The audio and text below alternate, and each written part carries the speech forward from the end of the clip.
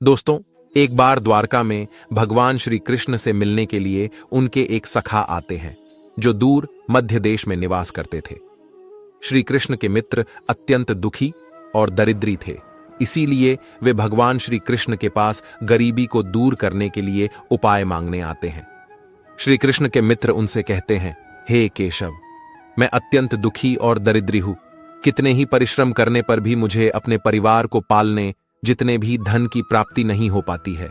हे द्वारकाधीश, मैं आपके पास धन संपत्ति मांगने नहीं आया हूं, किंतु आप मुझे ऐसा कोई उपाय बताएं जिससे मेरी दरिद्रता दूर हो जाए और मैं अपने परिवार का पालन कर सकूं। मैं किसी लोभ के कारण आपके पास नहीं आया हूं और ना ही मुझे धन चाहिए। मैं तो बस इतना चाहता हूं कि आपकी कृपा सदैव मुझ पर बनी रहे। कृपया मुझे मेरी गरीबी दूर करने के लिए कोई उपाय बताओ। मैं जीवन भर आपका ऋणी रहूंगा। मित्र द्वारा इस प्रकार से प्रार्थना करने पर भगवान श्री कृष्ण कहते हैं, हे सखा, मैं सब कुछ जानता हूं, तुम्हारे दुख के बारे में भी और तुम्हारी दरिद्रता का कारण भी, और मैं यह भी जानता हूं कि तुम मेरे पास धन मांगने नहीं आए हो और मेरे द्वारा तुम्हें धन देने पर भी तुम उसे स्वीकार नहीं करोगे। इसीलिए मैं तुम्हारे स्वाभिमान का मान रखते हुए तुम्हें धन तो नहीं दूंगा, किंतु मैं तुम्हें एक उपाय अवश्य बताता हूं जिससे तुम अपनी गरीबी दूर कर सकोगे।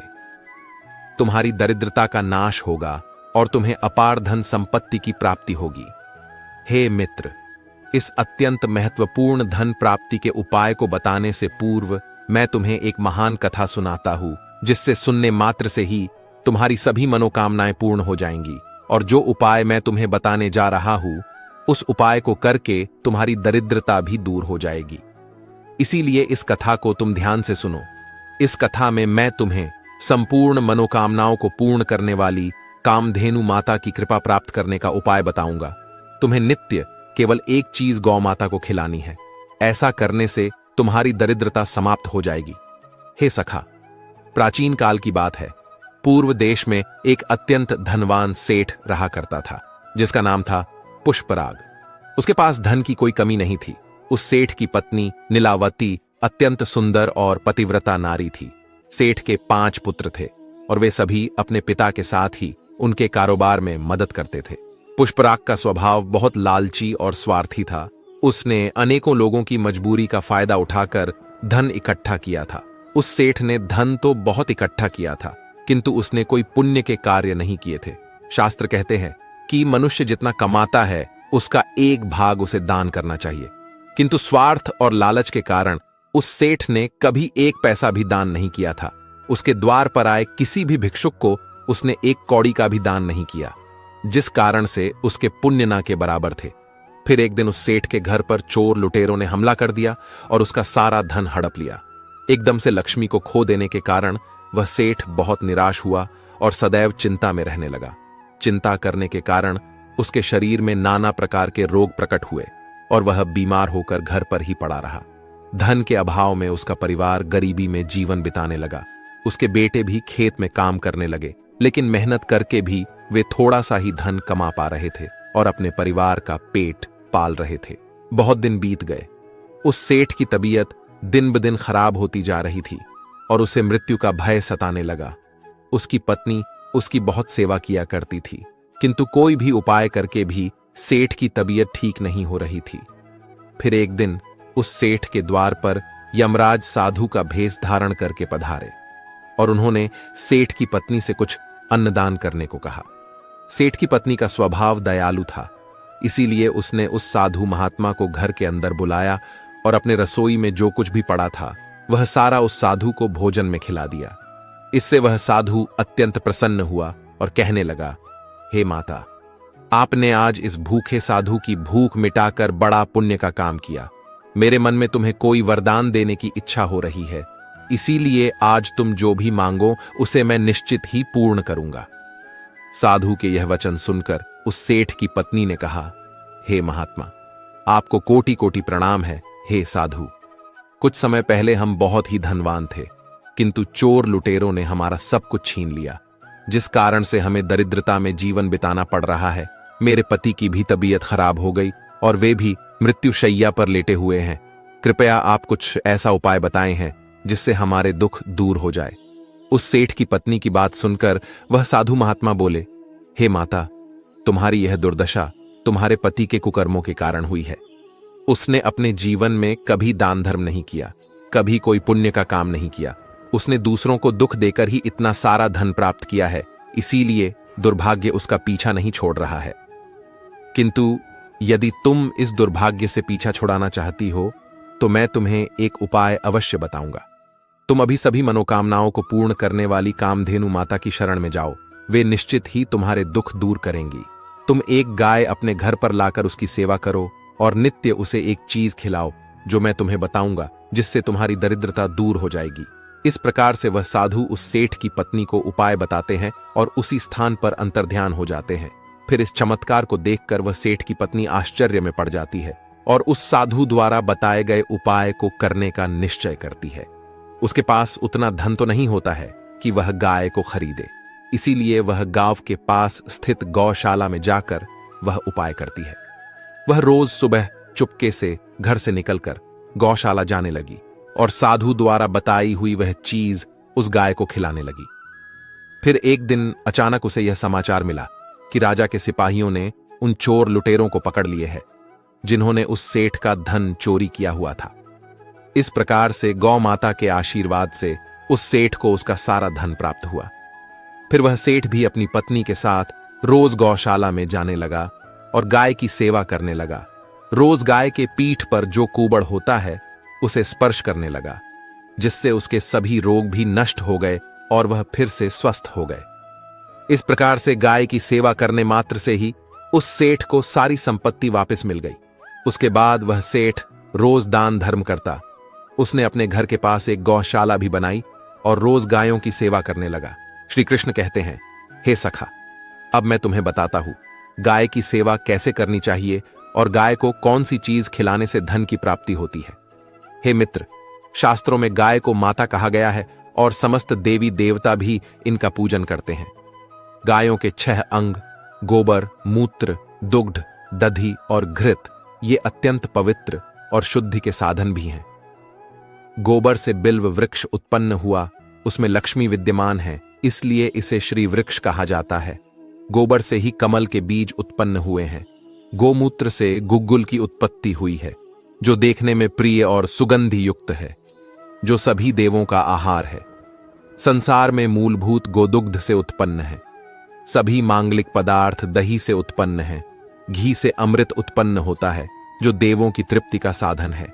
गाय से ही यज्ञ प्रवृत्त होता है। गौ माता के शरीर में 33 कोटि देवी देवताओं का निवास होता है। गाय एक अत्यंत पवित्र, निर्मल, शांत, निष्पाप जीव है। ऋग्वेद में इसे संसार का पालन पोषण करने वाली कामधेनु माता कहा गया है। इसके दर्शन मात्र से मनुष्य के हजारों पाप नष्ट हो जाते हैं।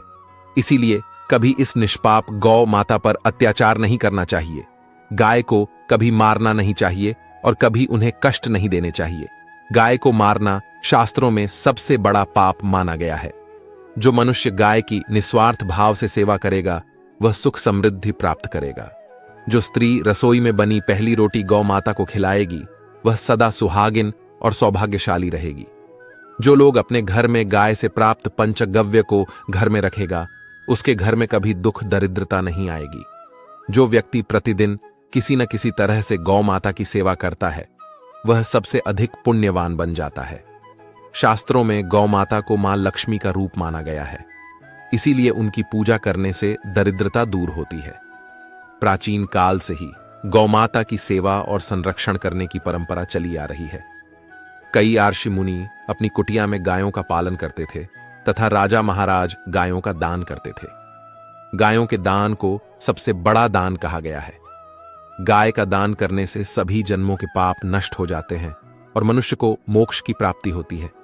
गौ माता के दर्शन करना बहुत शुभ होता है। शास्त्र कहते हैं, रोज सुबह गाय के दर्शन होने से पुण्य की प्राप्ति होती है और सुबह गोबर के दर्शन होने से लक्ष्मी की प्राप्ति होती है। अगर किसी महत्वपूर्ण कार्य के लिए जा रहे हैं और अचानक ही गौ माता आपके रास्ते में आ जाती है तो वह कार्य निश्चित ही सफल हो जाता है। किसी भी यात्रा पर निकलते समय अगर गौ माता के दर्शन हो जाए तो वह यात्रा सुखपूर्वक पूर्ण हो जाती है, इसमें संशय नहीं है। कुंडली में यदि पितृदोष होता है तो अन्य उपायों के साथ साथ गौमाता को प्रतिदिन रोटी और घास खिलाने से लाभ होता है और पितृदोष से मुक्ति मिलती है। इसी तरह कुंडली में यदि शनि की 7.5 या महादशा है तो हर शनिवार और अमावस्या को काले रंग की गाय को घास या रोटी खिलाएं और उसकी पूजा करें। इससे शनि दोष कम होता है। गौमूत्र यानी कि गाय का मूत्र बहुत ही उपयोगी, पवित्र और स्वास्थ्य की दृष्टि से अत्यंत हितकारी होता है। आध्यात्मिक दृष्टि से तो गौमूत्र का महत्व है ही, साथ ही वैज्ञानिक और स्वास्थ्य की दृष्टि से भी गौमूत्र के बहुत से लाभ बताए गए हैं। गौमूत्र में बहुत से खनिज पदार्थ और स्वास्थ्य वर्धक तत्व होते हैं जो हमारे शरीर की शुद्धि करते हैं और बहुत से रोगों से भी बचाते हैं। साथ ही गौमूत्र छिड़कने से वातावरण में शुद्धता और पवित्रता व्याप्त हो जाती है।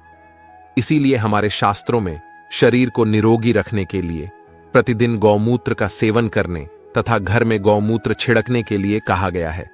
कुंडली में शुक्र ग्रह की स्थिति को मजबूत करने के लिए ज्योतिष शास्त्र के अनुसार सुबह के भोजन में सबसे पहली रोटी निकालकर एक सफेद गाय को खिलाना शुभ माना जाता है। अगर कुंडली में बुध ग्रह कमजोर है या किसी कारण इसके दुष्प्रभाव झेलने पड़ रहे हैं तो हर बुधवार के दिन गाय को हरा चारा खिलाना शुरू कर दें। इससे बुध से जुड़े दुष्प्रभाव दूर होंगे और आपको तमाम समस्याओं का हल मिल जाएगा।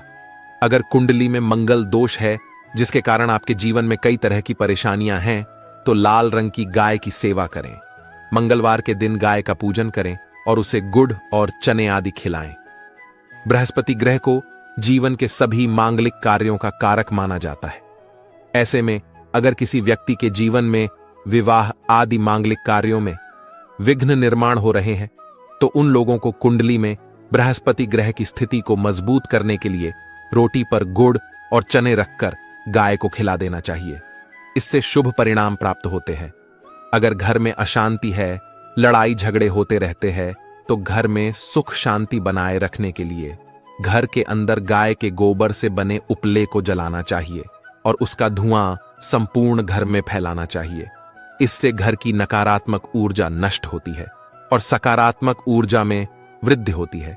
गाय के दूध, दही, घी, गोबर और गौमूत्र से बनने वाले मिश्रण को पंचगव्य कहते हैं। पंचगव्य को पापनाशक कहा जाता है और हिंदुओं की एक धार्मिक विधि प्रायश्चित करने में इसका उपयोग किया जाता है। पंचगव्य को बनाने वाली सभी वस्तुएं अत्यंत उपयोगी होती हैं जो स्वास्थ्य के लिए लाभदायक तो है ही, साथ ही औषधीय गुणों से भी भरपूर है। अगर द्वार पर गौ माता आती है तो उसे बिना रोटी खिलाए जाने मत देना, नहीं तो दुर्भाग्य का सामना करना पड़ेगा। क्योंकि जिसके द्वार से गाय बिना कुछ प्राप्त किए लौट जाती है उसके घर से लक्ष्मी भी चली जाती है। प्रत्येक स्त्री को प्रतिदिन गाय के लिए एक रोटी बनानी चाहिए और प्रेम से गौ माता को खिलानी चाहिए। इससे गौ माता का आशीर्वाद प्राप्त होता है और मन की इच्छाएं पूर्ण होती हैं। कुछ लोग गौ माता को बासी भोजन अथवा जूठन खिला देते हैं। इसे शास्त्रों में पाप माना गया है। आप किसी अन्य पशु को खिला सकते हैं लेकिन गाय को कभी जूठन नहीं खिलाना चाहिए। भूख लगने के कारण गौ माता उस अन्न को ग्रहण तो कर लेती है लेकिन इसका पाप उस व्यक्ति को लगता है जो गौ माता को ऐसा बासी भोजन खिलाता है। गाय एक शाकाहारी और पवित्र पशु है, इसीलिए गाय के भोजन में कभी मांस, अंडे आदि चीजें नहीं डालनी चाहिए। ऐसा करने से महापाप लगता है। यदि कुंडली में चंद्र दोष है और जिसके कारण लगातार परेशानी उठानी पड़ रही है तो रोटी पर सफेद मक्खन, नमक और घी लगाकर गौ माता को खिला दे। यदि शनि दोष है तो आटे में थोड़े काले तिल मिलाकर रोटी बनाकर गौ माता को खिला दे। इससे शनि दोष समाप्त होता है। मंगल दोष को दूर करने के लिए रोटी पर हल्दी लगाकर गाय को खिलाना चाहिए।